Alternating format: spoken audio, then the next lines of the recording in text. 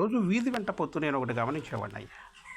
ఒక దొడ్లో 4 గేదెలు ఉండేయ్యా. యజమాని ఒకే ఘాటికి కట్టేసి పచ్చ మీద కానీ ఎండ మీద కానీ వేసి వెళ్ళిపోయేవాడు. మొదట కొమ్మిసురుక్కున్న ఒకదానిపై ఒకటి, తర్వాత సర్దుకొని తినేసి ప్రశాంతంగా పడుకొని అమరేస్తూ ఉంటాయి. పక్కనే 2 అన్నదమ్ములు, వాడకు తండ్రి ఇళ్ల స్థలాలు ఇచ్చిపోయాడు నివాసానికి. రోజు అద్దుల కాడ గొడవే, తిట్టుకోవడం లేదా రోజు కూట్టుకోవడం. అట్లనే ఓ తండ్రి ఇద్దరికి చెరువుకి ఎకరం పంచిపోయాడంట. వాళ్ళు పంటకాలం వచ్చేవరకు అద్దుల కాడ రోజు తిట్టుకోవడం.